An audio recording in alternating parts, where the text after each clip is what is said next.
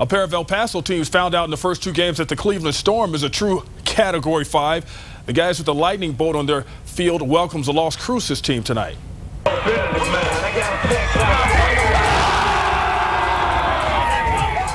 On a stormy night, the Onate Knights making a trip to Rio Rancho in the land of the storm. On Onate's first drive inside their own 10, ball squirts through. Wow, that's what happens when the ball is wet. Cleveland falling on it in the end zone for a 7-0 advantage, and that's how you do it. You pay attention, and you hope that the rain works like butter. Onate's second possession, and things still not going well for Onate. Stepping back, throw. Pass tipped, intercepted. Steven Steele says, I'll do like my namesake. I'll steal this one, take it down to put us in good position. And then Gumby is saying, yeah, did you know Gumby was a mascot with the Storm? I didn't know that either. Cleveland quarterback Cole Gauchi running to put more points on the board as he goes up the middle with the quarterback keeper for the 14-0 Cleveland advantage. Cleveland just keeps rolling along as Allen Group pushes it into the end zone, making it 21-0. This game called at the half. Why? Because Cleveland wins it at the half. 63-7 is the final score. We've got to get a first down to get out of the half. There's your scenario.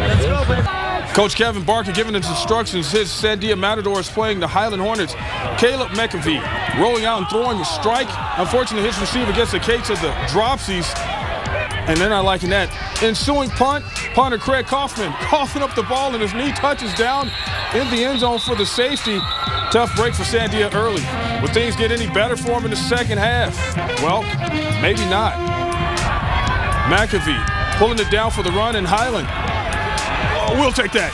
Stripping it, recovers the fumble, and take it all the way in for 6. Eventually, Sandia did have some luck. Running back Adam Hoke would do this. Feels like busting out. See some daylight. Makes a great run. Highland gets a little too excited. Flag for a late hit out of bounds. Then 2 plays later, Brandon Kuntz finding a hole, taking it to the goal line.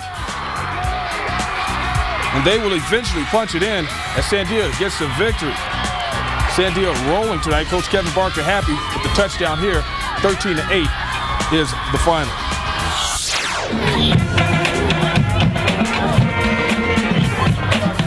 West Side story at Milne Stadium. Cibola Cougars and West Mesa Mustangs clashing on the field.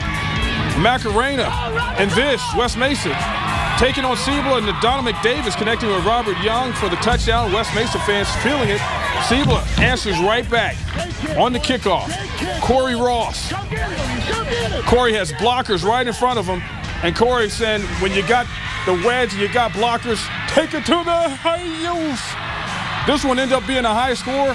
And here's your final. West Mesa taking out the Cougars. 42-28 is the final.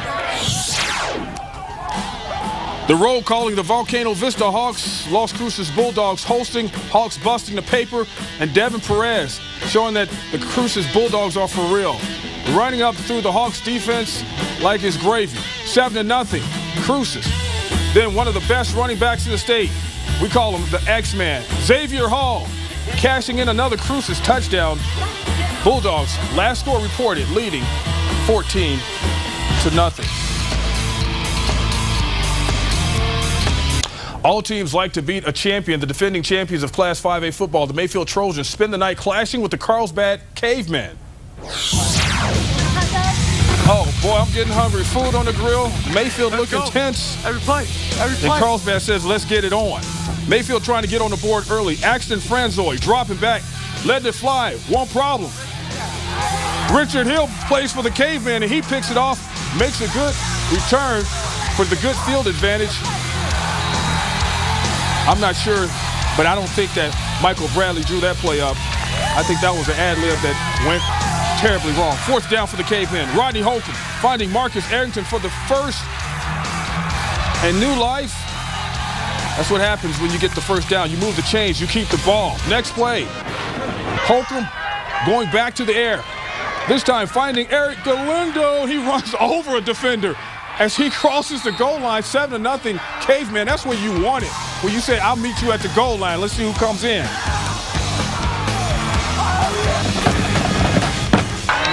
They're playing the defending 5A champions. Mayfield quarterback Axton Franzoy trying to get some points, passes to Casey Groin, who keeps his feet in bounds. However, Mayfield didn't get on the end zone on this drive, and Carlsbad wins this game in a huge upset, 28-21. Cavemen rocking.